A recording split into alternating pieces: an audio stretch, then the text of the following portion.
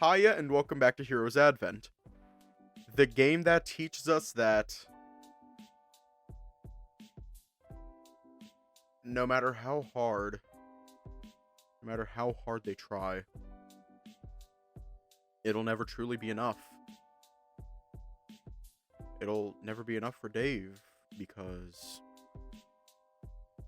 what he really wants is to go home, but that's not an option. That's not an option anymore. And it'll never be enough. Anyways, let's just hop right in. Time to get all existential on you. No. Sorry. God damn it, we gotta play blackjack. Alrighty, we're gonna add a 100 bet. We're already out of money. We're gonna hit it. And we lost. No, we don't want to go again. We're speed running. We're speed running to get to the new day. Go back to our bedroom. I'm sure Cody would love to. Well, if only when he's closed down the restaurant after a long day, that is. That bear is certainly a handful. 90% of gamblers always quit before they make it big. Guess I'm within the 90% of gamblers. And it's funny because I've never been to Vegas. That bear is certainly a handful. But a reprieve after a day's work is rewarding of that discipline. You can feel a hint of pride in her voice and Cody's diligence.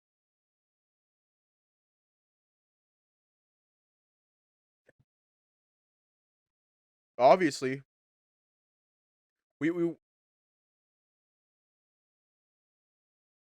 Good morning, Master Dave. Tensai speaking. Oh, Tensai? Never thought I'd speak to you over the phone like this. I was actually expecting Cody. Yes. Well, you see, I don't think any of the voices that have come up with Tensai so far have worked. God damn it, now I want a McFlurry. Fuck.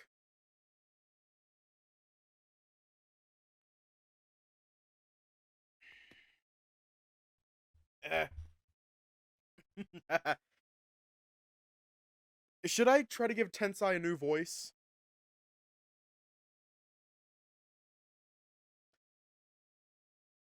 Well, you see, the boss man seems really inspired today. He's helping with the breakfast rush as we speak.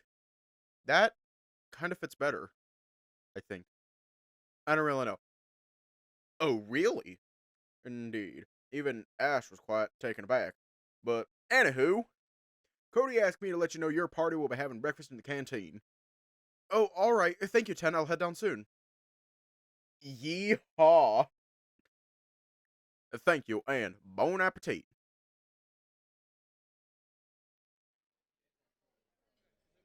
Oh, hi, Ray. We're gonna speed run until we get there. Alright, Jimmy. Yeah, did yourself. Tensai helped me prepare the ingredients last night. Cody finally joined the group, taking a seat opposite from you. Alright, these are my favorite marshmallow pancakes. They're extra fluffy and creamy. For toppings, we've got Malvic syrup, spring honey, and strawberry, blackberry, and prickleberry jams. Looking at the others, you weren't quite sure if anyone heard the bear, as they had already begun digging in, serving their portions onto their plates. Right? The word creamy. Oh god. Oh god, oh god. Log. Were you there for the initial Tennis Ace playthrough? Were you there for the initial Tennis Ace playthrough? I think you were. It's so creamy.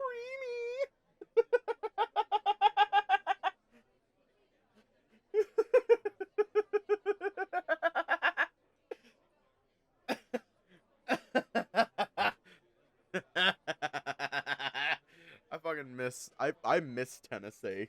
I miss it. You helped yourself to the pancakes, sitting back to let Cody serve himself his own stack. Getting your hands on the toppings once everyone had finished, you couldn't wait to dig into them, now that you're already so familiar with Cody's flavors. Phrasing! Though you could only get a few cuts in before you realized the eyes on you. Huh? Something wrong, Cody? You aren't eating. The bear was shaken out of his thoughts, letting out a satisfied chuckle. You're really chowing down on those cakes. Phrasing! Yep, it's amazing, Cody. I didn't think pancakes could be so light and satisfying at the same time. No kidding. If I didn't like meat so much, I'd love to eat this every day. Can't argue with that, though. I think I love meat just a little more. Right? Seriously? Could you put those jokes away for a little while? Yo, and when should I pull them out, Al? That's not the point! Well, to be fair, you were asking for it, Alex. And speaking about asking, hey Cody, why are these called marshmallow pancakes? It's actually a recipe a customer shared with me during one of their visits. They would definitely visit Cody's bakery, wink wonk. You misspelled Cody. The secret is the cham egg whites. Whip them up until stiff and fold into the batter. You also have to steam them before frying. It gives you the golden crust while not losing the pillowy texture. It's a lot of prep work, and that's why I needed to prepare it the night before. Cody went on about the details as you listened intently. You didn't understand everything he was saying, especially about the native ingredients. But it made you happy to see him go on about the process with a proud smile on his face. That seemed to be something Ray relished in as well. Time to just, yeah. Once all of you cleaned your plates, you joined Cody in stacking the plates and cutlery back onto the tray. Max then excused himself outside to get the carriage ready. Alex also followed suit. It was then that the German Shepherd and the Snow Leopard went by to help. Thank you, Ash. 10, we're about to leave soon. I mean no offense, sir, but I suppose it's high time everyone got going. Oh, you're suspicious? We're expecting another crowd rushing in soon, and this booth could be another group of customers served. You all looked to Ashford, who quickly gathered all the stacks of plates to bring back to the kitchen. He must be in a hurry, I suppose. Indeed, he's been clocking out rather early for his morning shift. Can I trust you to hold the fort yet again, Tan? Always, boss, you can leave it to me. Just go ahead with your companions. Thank you. Alright, let's go, guys. Yep. I think. Thanks, D. I'll need the space to continue the setup on my communicator. The Lynx said as he climbed into the cabin first. Yes, I'll come with Al just in case. The dragon quickly climbed into the cabin as well. So, are we sitting in the back? Sure, I mean, I don't see anywhere else we could see it. Unless, well, you'd prefer to stick with Max instead. Cody, I'm sorry for that time. You know I didn't mean anything by it, right? I guess so. Sorry, let's just get going, Dave. Yeah, let's. Everything's secure in the rear. Yep, ready when you are, Max. Yeah. Ugh!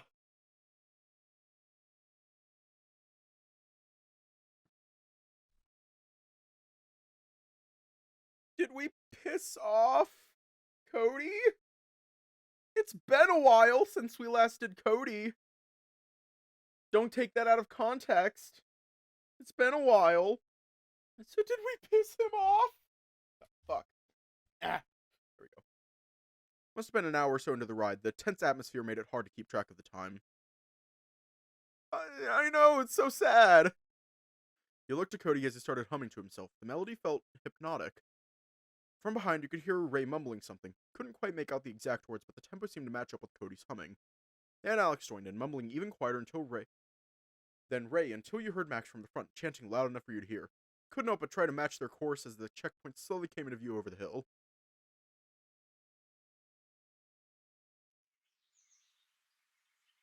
Okay, we're going to talk about... Yeah, we got to do all of them.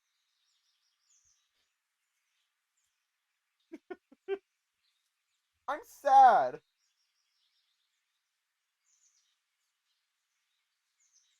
Car. Gotta talk about a car. Vroom vroom. You mean meow meow. Alex friendship. Ray friendship. Cody love? How much love do we have with Cody? Oh, we have 13. Evil. Evil, evil number. Oh, Dave. Hey, what can I do to help, Cody? Oh, well, I don't need too much help. A lot of this is fairly simple, you know? What are you doing, actually? I guess it would be easier to show you. Cody circled around the clearing as he instructed you to step back. Thump. It wasn't long before he stomped on a particular spot, nodding to himself as he assumed a stance. Then you could feel the ground shaking very lightly, as if resonating with the bear himself. Visible stalagmites began to form around him as they began dislodging the uneven dirt and grass, shoving them to the sides almost like spades. It only took about a minute and the space around Cody was turned into a neatly tilled plot of land. As the stalagmites dissolved, the excess dirt and vegetation that was shoved to the side all meshed onto the ground, as if it was originally there to begin with. Whoa. There, that should take care of the spice for the tents and fire pit. That was pretty cool. Really beats having to till the soil by hand, huh?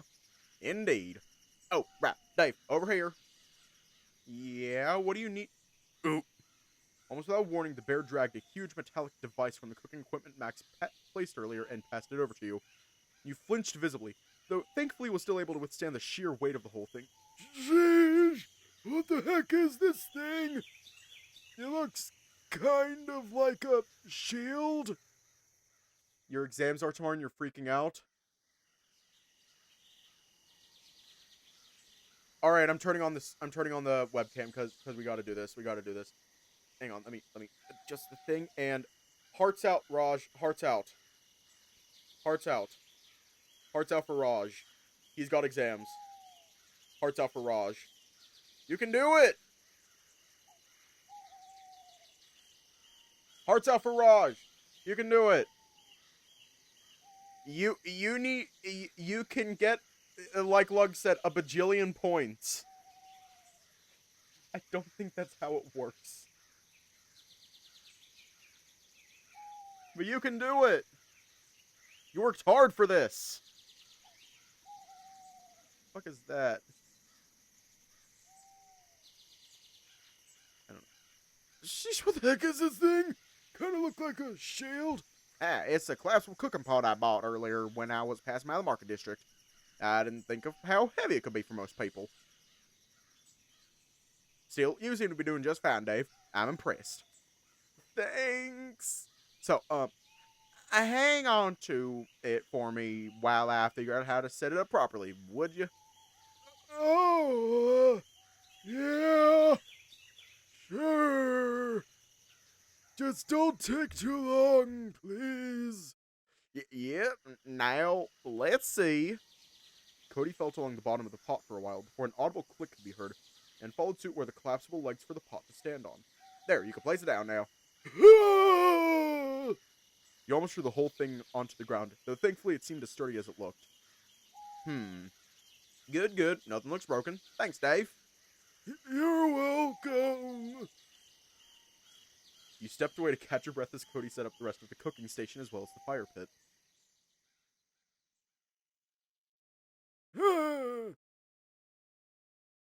You sat with Cody by the fire pit as the bear kept watch over the cooking pot, the faint aroma wafting from which indicated that lunch was just about to be ready. Lunch is ready, everyone! After Cody called out to everyone, you could see Max and Alex dropping what they were doing and sat around the crates that used to house the Lynx's equipment.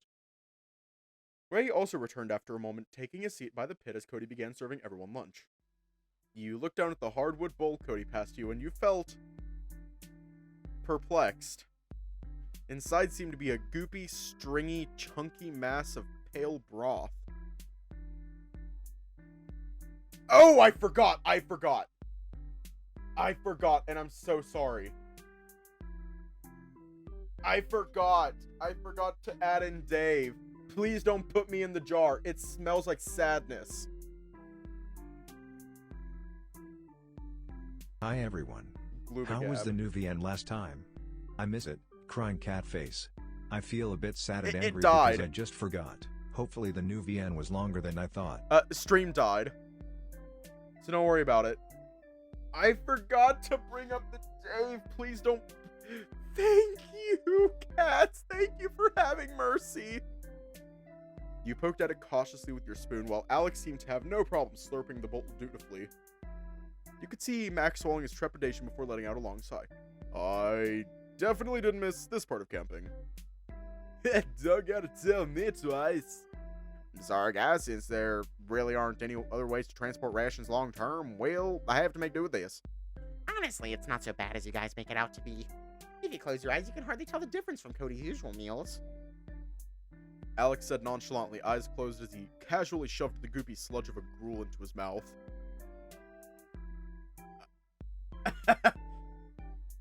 I think I'll pass. Probably can hold out until dinner anyway. Your loss, right? Actually, Cody, you still got some of those nut bars? Yes, but those are emergency rations, right? For emergencies.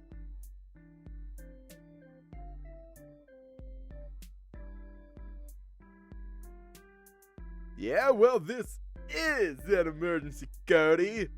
I'm starving, you see. Cody gave Ray an unamused look as he pulled 2 of his nutritious snacks from his pocket and gave them to the dragon. He also passed another few to you and Max. Sweet! Ah, nice. Thanks, Cody. Max happily accepted them, crushing them into the gruel, giving it an almost granola and yogurt appearance before digging in. Yeah, you're welcome. You look down at your lap between the bars in the bowl. Are you going to eat the gruel or the actual food?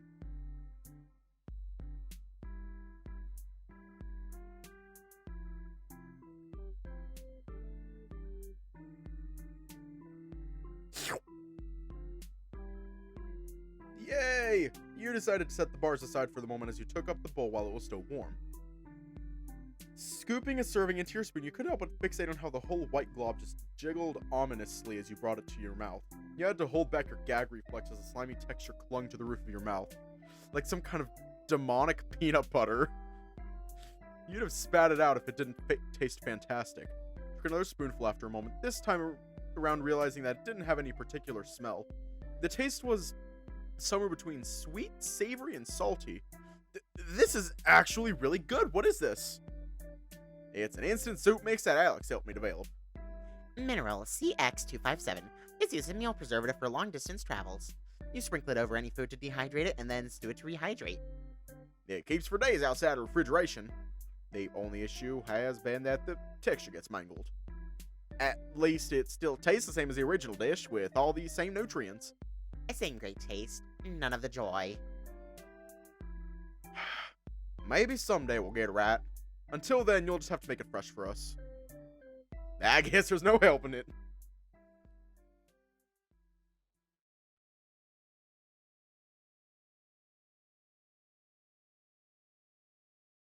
Alright. Right now we'll go out and hunt some game meat for dinner and breakfast tomorrow. We'll stay here to keep watch over the tree and the readings. Stay in contact with your phones. You still work out here? With the high functioning like the GC, things that worked in the city should work as they should here. At least in theory. We've managed without these fancy gadgets before, we'll be fine. As you say, don't stay out there too long. We shouldn't split up for too long. Alright. With a curt nod, Alex headed off to the Akai's base where his machine has been whirring away. He turned back to Cody to see him already setting himself up to put away what remained of the meal, unceremoniously pouring the moky gruel into the fire, careful not to put it out. Even you didn't like it, huh? It's useful for emergency rations, but I'll take fresh cooked any day. I don't know about that, as long as there's not anything with special in its name. I suppose not. Everyone can appreciate hot cuisine. You're lost, Dave. He grabbed one of the water jugs and helped Cody wash the wooden plates and utensils while he washed out his pot. It didn't take long for you both to finish. Setting them aside for dinner, he took a seat on one of the logs Max had brought closer for seating. Hang on. Let me make sure we have NSFW content off. There we go.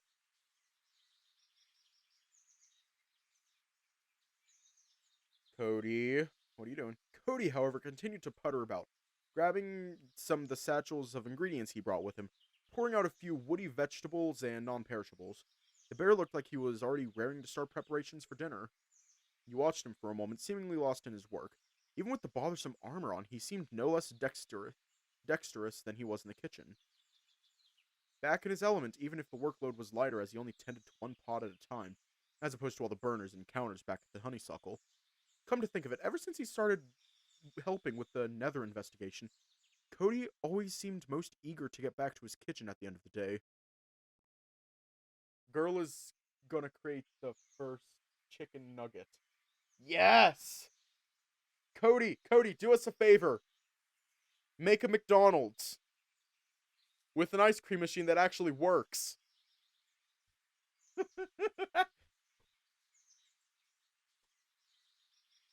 We need a Happy Meal. We need Happy Meals, Cody. So we're not fucking sad anymore. So please build a McDonald's. That would be greatly appreciated. Thanks. Cheeseburger. Yes. Do you just not like the mercenary life, Cody? You found yourself saying the quiet part aloud as Cody paused to look at you, while scraping the vegetable he had just diced into a pan. Sorry, I didn't mean to say that. It's not that I don't like the mercenary life, Dave, but I don't think I'm cut out for it anymore. I mean, Max and Ray seem to think you are. So does Alaric. You all used to be a team after all. What happened? It's a really important day. We're together as a team again, and they welcome me back readily. What more is there to talk about? Yeah? I'm more than happy to have you back, and yet you were still so reluctant to return. The bear frowned, looking back to his cutting board, avoiding your gaze entirely. Reached over, grabbing one of the knives in his leather kit, along with one of the larger vegetables, to join him. There wasn't another word exchanged between you for a while. The atmosphere around the crackling campfire has become tense. You split your attention between Cody and your work, handing him the ingredients you finished to pour into the pots. It wasn't not until the first pot began to simmer that he finally broke the silence. Where would I even begin? Well, the beginning is always a good place to start. The beginning? Cody's face scrunched up at the thought, already making the difficult subject even harder to approach. How did you become a part of the team in the first place? Cody visibly relaxed, sitting up and making eye contact with you. Would you believe that I came here for the same reason I'm here now? Not here with the team, that is, but back at the honeysuckle. I had aspirations to open a restaurant in Crystal Coast, given everything I heard from the traveling merchants. It seemed like a good place to start a business with the ongoing war. Everyone has to eat, right? Sounds pretty straightforward. You'd think. They told me that in Steklograd, people spoke many languages, but you'd be lucky to find anyone speaking Svabodian. Steklograd? Is that Crystal Coast? Back home, that was what we called this city. Right, I guess things weren't exactly easy when you first got here. Oh, it was hard at first, that's for sure. Language barrier and all that. Just as well, our customs are rather foreign to those here. I found it difficult to express myself well. They say Crystal Coast was lucrative, but only for businesses that had established commerce. Opening a new business wasn't really as clear-cut as it seemed. With the war on the evil king, I can imagine. Didn't you consider that? I guess I was taken in by the merchant's honeyed words and fantastical projections. A bear falling for the honey trap. Yes, Rye has made that joke to me already. So what did you do? I joined the academy so I could take on work as a mercenary. I'd almost say completing the course was harder than finding a foothold in the market. Is the academy that hard? Indeed it is. It is a matter of life and death. They stress that to us a lot. Something I'd hear twice over after having to repeat the regiment my first year. You were held back? Yes, my lack of familiarity with the language made the scholar side of my education slow. But the added year helped me better understand the language. I am grateful for that. It was then when Alaric noticed my potential and paired me with Ray and Max as a team. They had already worked well together. Alaric believed that they could help me feel more welcomed. And did they make you feel welcomed? Indeed! A tinge of pink seemed to adorn the bear's cheeks as memories come to him. Yes, they made me feel very welcomed. Especially Rye. The bear let out a chuff as he smiled openly from cheek to cheek. I hope we've made you feel welcome too, Dave. Of course. Cody looked back down at the pot, stirring it around, smiling placidly to himself. I eventually forgot about opening that restaurant. Mercenary work was hard, but familiar. Familiar in what ways? Back in Svabodia, I used to be a boxer, one of the common entertainment for us, and a skill native to bartenders to protect against rowdy customers. Instinctively, he touched the back of his head, wincing only slightly at some phantom pain. I was given proper combat training while I was in the academy. Not a necessarily easy feat when you fought fists against sword and spears. You actually fought against blades with your fists? Yes, it was not uncommon in Svabodia either. The daily drunk with a shiv, broken bottle, or just their claws. But the gallanters are far more trained than average Svabodian drunk. If maybe less sturdier.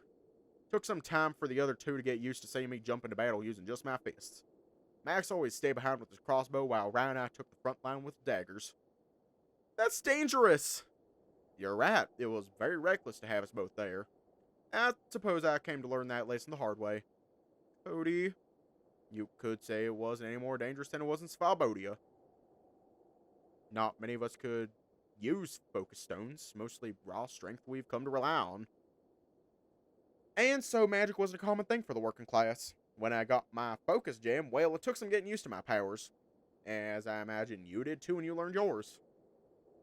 Now it was your turn to look away, remembering nearly blowing Alex's lab sky high. After that, I would always go into battle with reckless abandon. With earth armor, barriers, and a ranged attack of my own, I felt unstoppable. It was almost intoxicating as Anti-Bruin's made. Cody set aside the pan and the wooden spoon for a moment to flex and pose. Wait, I didn't do that. Alex was not impressed when he first joined us as a cadet. Cody's body froze as all the mirth was drained from his body. Posture going slack as he avoided eye contact with you again. He realized that one of the pans was starting to burn, turning his full attention to the pots from the trip down memory lane. Ah, yeah, welcome.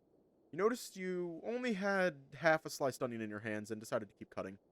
You continued working diligently, not as fast as Cody, but still enough to keep up with his needs for the dishes. When you looked up, you noticed that he's been watching you as you worked. When did you get so good at handling knives? What are you talking about? You taught me how to cook, Cody. It was you. Yeah, I suppose you aren't wrong. You really are a quick study, Dave. Well, I had the best teacher. With the side dishes prepared and set aside, Cody sat back down, seemingly collecting himself after the conversation. After a moment, you've gathered enough courage to speak up again. So, you and Ray used to be together, right? Yes. Yes, you could say that. We, did have history together. Ray had taken an interest in me since I had joined the academy from the start. We had met when I was still training in the academy. I was held back a year due to the language barrier and being unable to understand the field lectures they gave. Field lectures? Yes, something mandatory for all new recruits. Is that so? You were quite the exception, Dave, though that is unsurprising given your unique circumstances. Normally you are put through the scholar and physical courses with the guild's trainers to be assigned a role and a team. Alaric assigned me specifically to Max and Rice's team. Right. Were you and Reed dating by then? No, I don't think Master Alaric would have put us together if he knew that. So how did you start dating? Officially? Only some time after Alex joined the team. But we did things before then. Things. The bear scratched at his cheeks sheepishly as they grew redder. Yes, you've seen how Rat can be, and the way he makes so many sexual comments. He has always been that way ever since I met him, though I'll admit it was far more intense towards me in those days. He had taken an interest in you. Yes, during training and later after missions, he'd always make jokes and remarks like that. Hang on. We have 15 confidence, 2 shyness, 3,060 money.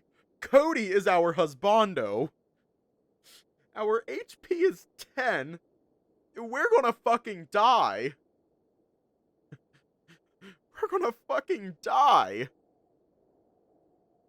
We have 3 silver and 3 platinum.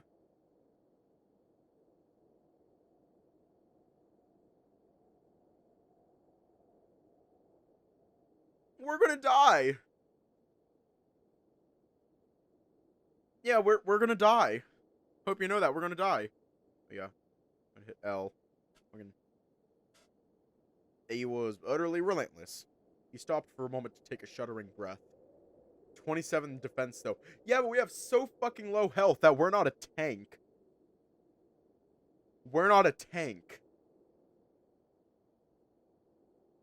We're cannon fodder. We're going to die. Stop for a moment, take a shuddering breath. Did you like the attention? I'd be blind to say I didn't. He always had a way of making me feel special, like I was supposed to be here. Sounds like you two were very close.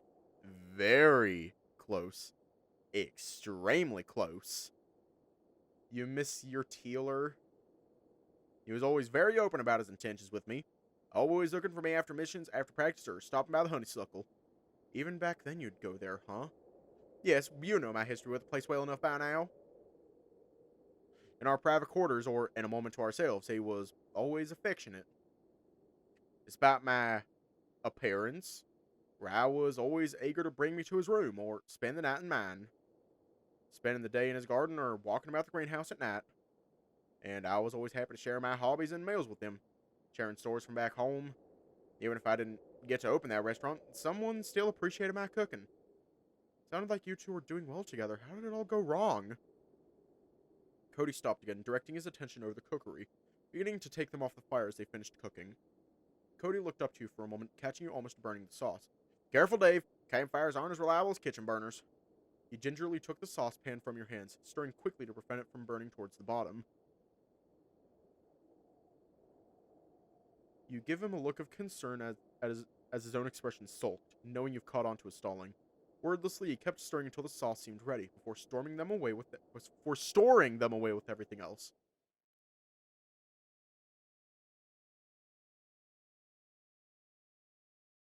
Hang on.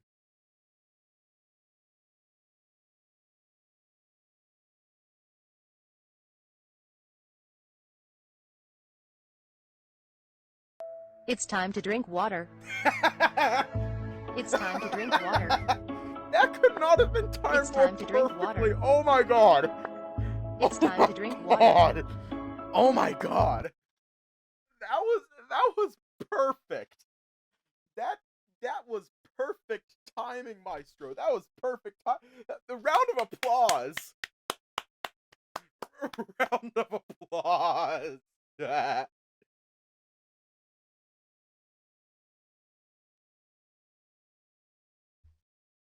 Pop, crackle, snap, snap, crackle, and pop.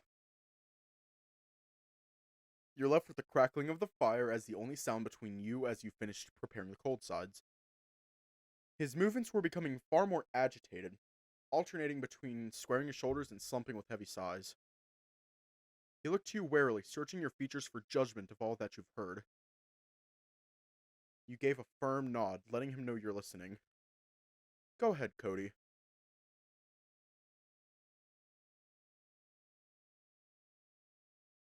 "2 years ago, we were sent on a delicate escort mission to deliver supplies for the Agus Mining and Fabrication Company. The same one in the city? The very same. It was a routine mission, deliver the traders to the market and bring them back with their cargo intact. Alex was with us. He was beginning to get the gist of mercenary life, though you could tell his passion was always with crystals. The whole time he was talking our ears off about their uses and the benefits these imports could do for the company. Max only ever cared about the mission at hand. He was taking point leading the caravan hooves to the front. The only thing on his mind was the feast that we were promised on delivery. Ryan and I were taking the rear, bragging and flirting with one another. The escort had been generally uneventful. The Agus company had taken plans to ensure the route wasn't intercepted, but they spared no expense.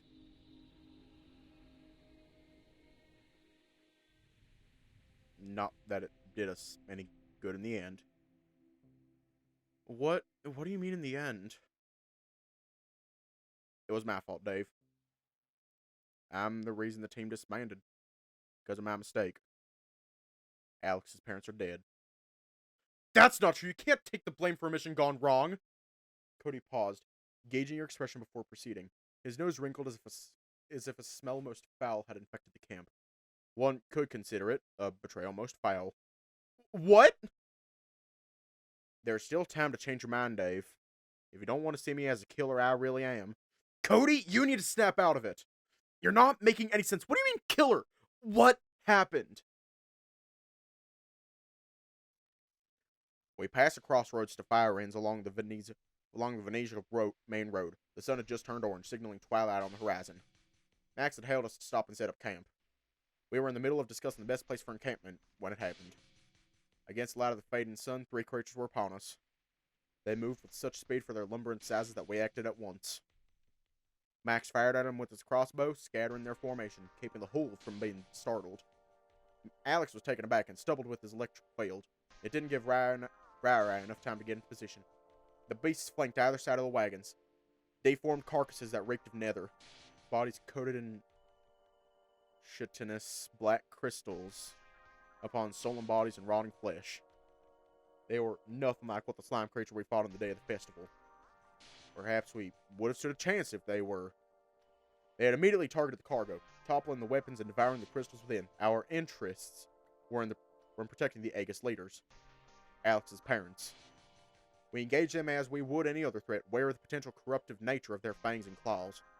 Maxwell and Alexander guarded the rear, raining ice and lightning from afar, while Raymond and I engaged them in close quarters, making attempts to recover what little cargo we could from their gullets.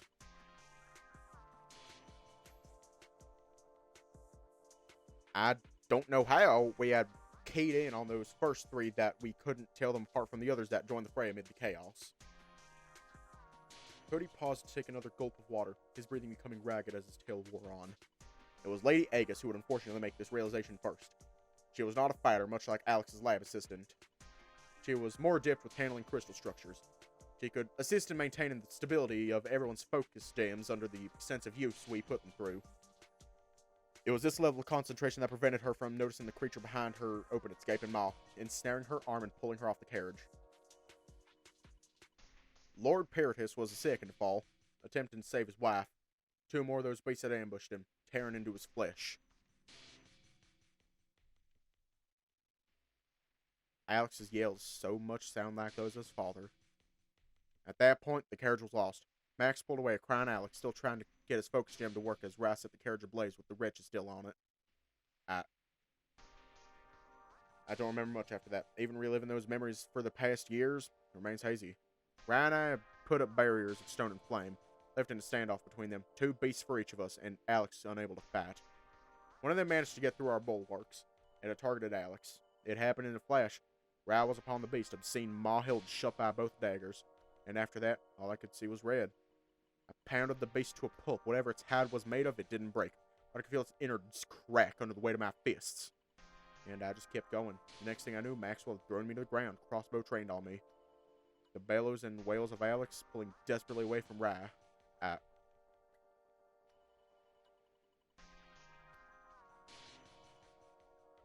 Max told me that in my rage I had bested or incapacitated the bulk of the creatures.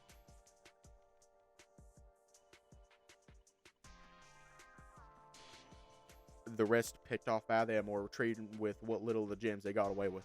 But it was not only the creatures I had killed. Somehow, I had reduced Lady Aegis and Lord Peritus to paste. Cody paused to clear his throat, his expression mildly nauseous. If the real thing were even a quarter as he described it, it would have been hard for you to stomach that memory as well. Cody began to hyperventilate as the first few tears formed around his eyes, mouth flapping as he struggled to find the words. In the end, we had to cut our losses. It had become dark. The wolves had been scared away or eaten in the scuffle. Any surviving ones that began to develop dark crystals were executed and burned upon a pyre. As we did with the remains of his parents. Their remains. They would not last the rest of the journey on foot, and so they were burned in a funeral pyre. The next day, we forced march back to Crystal Coast to inform Guildmaster Alaric of the grave news. Poor Alex, he only had a long march back to mourn. Upon returning as the lone heir to the Aegis Corporation, he was to take on the mantle of leadership. He left the team after that, working with the crystal technicians in the research tower. Max had split off from us as well. With the deaths of 2 of the biggest figures in the community, their blood was on our hands. The amount of reports he had to fill was unlike anything I'd ever seen him have to do. As for me and Rap, he spent every day trying to convince me that it wasn't my fault. I kept telling him that I had done it. He didn't need to lie to me. But he kept insisting. I started putting distance between us. I started apprenticing at the honeysuckle. I didn't think I could put these hands to good use anymore. I understood, and eventually he let me be. He would still come around to try and chat with me, invite me out like he always did. I would tell him that I couldn't, that I was busy, even on the nights the previous owner didn't even ask me to stay.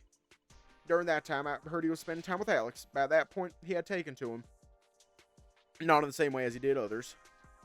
He stood by him like he stood by me. I think he wanted to help. And, well, the rest, I think you can piece together for yourself. The team was divided and we never got back together. A remarkable retelling, Dima. Alex? No wonder your work in the kitchen is near legendary. Emphasis on the near. Cody was still too taken aback by the Lynx's sudden intrusion to come up with a response, visibly reeling from the realization that the conversation had been eavesdropped. What's it to you? Lynx got your tongue? Sorry, wrong voice. What's it to you? Lynx got your tongue? Well. Cody continued to sputter and stammer. I suppose it did. Well, I did. Alex? Dave, if you don't mind my interruption here, I can fill in the missing pieces for you. The part Cody can't remember, you mean? Precisely. Alex, please, you don't have to. No, I insist. From everything I heard, it sounds like this was something I should have said some time ago. My apologies, Cody. All because I opted for silence, that it had left you tormented for so long like so. It's true.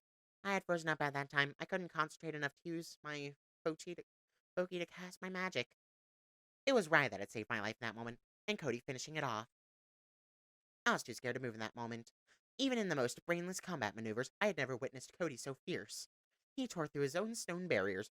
We thought he had gone mad, taking on the beast on his own. Through the hole in the wall, Cody created a bottleneck for them. Ray and Max provided support from above, and I just sat there, shell-shocked. By the time the last nether Kuol was vanquished, the caravan was left in cinders. Ray tended to Cody, who remained in berserk for a while. Max and I went out to seek my mother and father.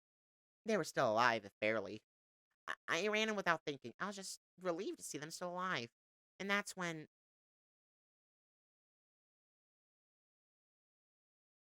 I felt my mother's claws rake over my back, tearing my uniform. I let out a cry. I was confused.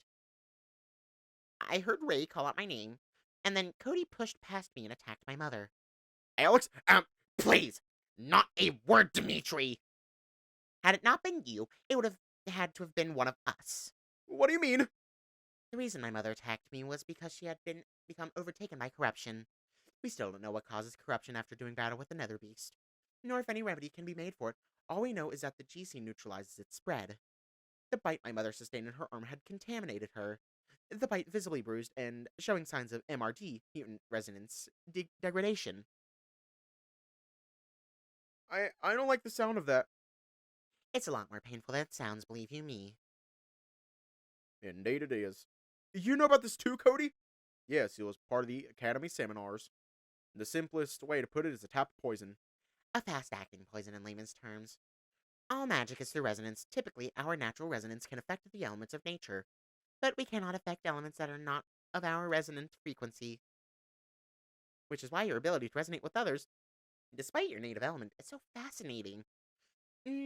Nether does not work that way. It relies on disrupting the natural elemental wavelengths in everything. With the injuries they had sustained, their resonance was unraveling. Unraveling? Cody's voice was incredulous, giving the Lynx's full attention. Was that not in the seminars? It was, but generally the symptoms don't show up until weeks later. The onset is always slow. That's why I was convinced that they couldn't have turned so quickly. The onset has always been slow because the damage sustained was never great enough to overtake the body's natural frequency. Just like the body can heal from scrapes and scratches, most of the nether afflictions were realigned by the body's own rhythms. The injuries my parents sustained were anything but trivial. The effect was quicker on their mage than it was on their bodies, which is why we didn't notice right away. If you hadn't put her down, one of the others would have. Guild Code of Ethics. But that means Max and you were. Max threw you down and prepared an ice ball to hold you in place until you calmed down. It wasn't because I tried to kill you too? Blink shook his head. And you were crying because I was naive. I thought we still could have saved them. These past 2 years researching the nether infected has cured me of that notion. So that means it wasn't my fault? It had never been your fault. Can you see how hard Ray tried to convince you? Yes, but his excuses, or any that he might have come up with, died on his tongue under the lynx's glare.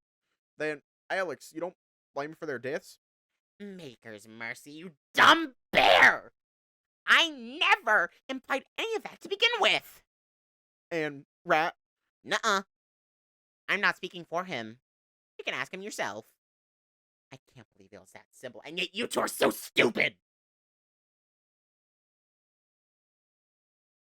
Alex continued to mutter and berate Cody under his breath as he stomped back to the Akai. Well, I guess that's that. I do think you're right. We should start preparing to... But Cody? I had no idea. And that's all there was to it. All of our lives upended in a single evening. Cody, thank you for telling me. You were at a loss for what to say. If what he said was true, there wasn't much solace you could offer for the guilt he had. The sound of his footsteps caught your attention as he approached you to give you a brief embrace. Thanks, Dave. I needed that. Maybe I can build the courage to... The sound of the rustling grass caught your attention as Max and Ray returned to the camp with triumphant, bloody smiles on their faces. We got the meat! Double if you think you can handle it! Welcome back. Whoa, those are some impressive catches. Max handed over a large humpback creature which you could vaguely identify as a Borax. You held back a laugh. Wonder if that was all the Malamute ate. A Borax and an ox here. There's enough here for dinner, breakfast, and a little extra for the pantry. You couldn't tell too well what the other beast was supposed to be. Already skinned and gutted when Ray placed it down in front of you. Wow, this looks like a lot of meat to cut up. How much do you think is in here? An educated guess would say around a combined 80 kilos. Difficult to say without a scale. That sounds about right. Wait, you guys use metrics? Why, yes, as a matter of fact. Always has been the case in East Polaria. We also measure by pounds in Crystal Coast too. Merchants often have both units on display. That's convenient. Guys, shouldn't we focus on something more important? Yeah, that's some neat little factoid and all. But surely one got away more than the other, scale or no. Wait! That's right. We didn't bring a scale. Yeah, shit, I guess this little show match was doomed from the start. Because it was moving slow. I'd say both brought about the same amount. The two hunters deflated faster as their stomachs were forced to swallow their pride. You looked between them, trying to find something encouraging to say before they sprung back up in laughter. Oh, well, looks like a tie. I'll take first night watch. You always take first watch. Let me handle it. No, I can handle it. I'll get you as soon as I get tired. How's that? Fine. Try not to stay up all night, though. You guys can discuss that over dinner. For now, you should both get washed up before you attract flies at the camp. Right, off we go. Can't wait to see what you make out of it, Cody. Oh, before you go, Max, can you chill the ice boxes? I need them pretty soon. Sure thing, Cody. Wouldn't want all that meat to go to waste. And can you fill up the water jug again, Alex? I suppose. Why can't you send Dave? I need him here. Hurry up before Rye gets too far ahead of you. Alright, fine. Hey, Rye, wait up. And Dave? Thanks for getting me to talk about that day. I think it'll get easier if I can tell the others the same thing. And why can't you? Alex already knew about the misunderstanding. Why can't you tell the others? Maybe in due time. I still feel responsible for what happened then. Right. But that's enough about that. Help me chop up this meat to put away. Yes, sir. The frigining. Well, now that we're all here, let's dig in. With a flourish, the bear plopped 5 plates with steamed rice, pouring in the piping hot aromatic curry onto it as they were passed around to each of you. Alongside that, he produced a flat board of side dishes for everyone to take. You've never had fish and curry before, yet somehow Cody really made it work, along with the Bork's meat and sausages. The typical overpowering fishy stench you experienced was not present at all. Instead, the fish meats were rendered tender and very flavorful in the curry. This was looking to be quite the hearty and filling meal after all. Just like that morning, the group ate between bouts of rowdy behavior amongst themselves, mostly jokes and jabs between Max and Ray.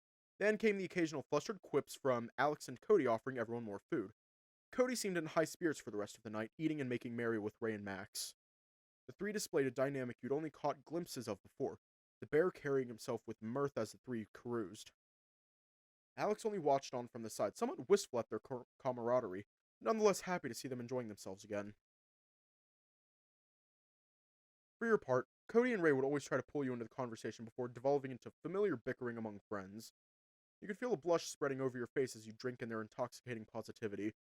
All in all, it was a pleasant time all around. As dinner wound down, everyone moved on to their respective night task. Max set off to take the first night watch as Ray returned to his tent to rest early for when his turn came. Alex returned to his tent set up adjacent to his equipment to keep an eye on the readings overnight. That left you with Cody to wash the dishes and put away the leftovers. The bear had put aside his armor for the time being. Food was great as always, Cody. Thanks, Dave. But it was a team effort. Wouldn't have been as delicious without that Bork's meat. And the sides, too. Yep, I'm glad you liked it. I even had seconds, too. Oof, yeah, maybe that was a bad idea. I'm stuffed now. Eat until you burst, that's what my father would say. Maybe someday, just not today. Yeah, suit yourself. So, what are you going to do now, Dave? I think I'll stay out here and keep you company for a while. Are you sure? It gets awfully cold in the forest at night. I'm sure we've got the fire here, and I have you if I need any extra warmth. Well, if you say so. Should you change your mind, just head back to your tent. Don't worry about me. I know. You moved away from your spot to the log with Cody. He didn't move out of the way, save when he had to put things into the supply tent or the cart. The two of you didn't say much, giving you time to look around the campsite more closely. You had gotten to see the glade before you had occupied it with the tents and the machinery. It did make you a bit concerned if you weren't causing problems for the Yakai being there. Say, Cody, is it really okay for us to be here? At the Yakai, I mean. You mean with the camp and everything here? Yeah. Well. Yes, it should be fine for us to be here. It isn't the first time the guild has come to investigate the tree. That's why it's regulated with the permit system. The Yakai doesn't seem to mind the occasional intrusion. You look towards the tree, following its crystal-strutted bark to its distant canopy that reached high into the sky. With the silence of the forest upon you, the inconspicuous thrumming of the tree could be heard more clearly. Like an air conditioner running in the background, doing its job diligently, keeping the nether at bay.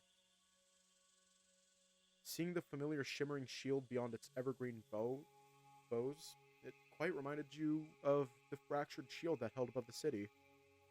And just a little further from that, you could see the stars and errant clouds. For as surreal as the circumstances were, it was comforting to be out in nature. Dave? You seem really pensive. What's on your mind? What you told me earlier. Oh, do you regret hearing about it now? No, not particularly. Just gave me a lot to think about. Really? What about? Well, just this whole hero thing. You paused, not really sure how to go on. With the roles reversed, eventually you let your words trail off.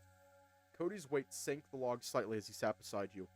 Finally finished with the evening's preparations. Don't think about it too much, okay? I mean, how could I not?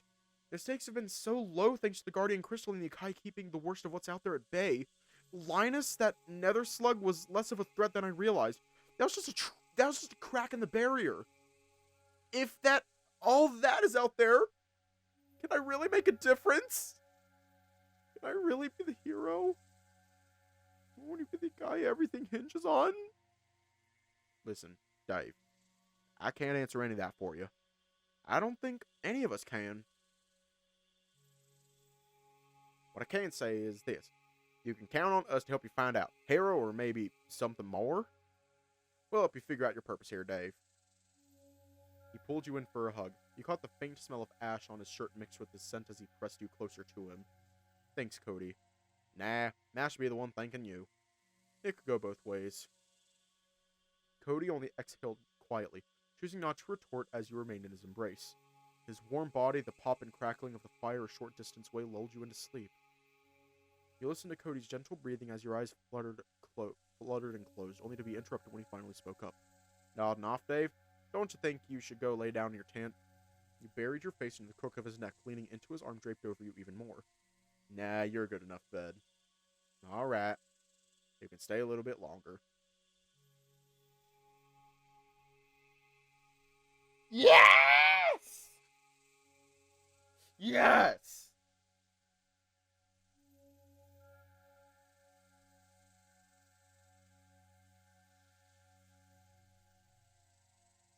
Ow, my back! Nudging his snout beneath your bangs, Cody pressed his lips to your forehead. You'd be having the biggest smile on your face if you weren't already dozing off so quickly. Good night, Dave. Good night, Cody. Hang on, let me do a quick save real quick.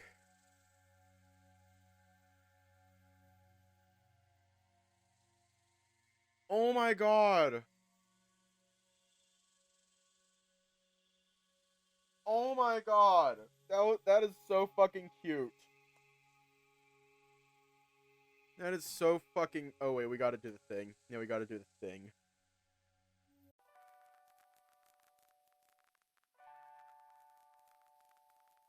Oh shit.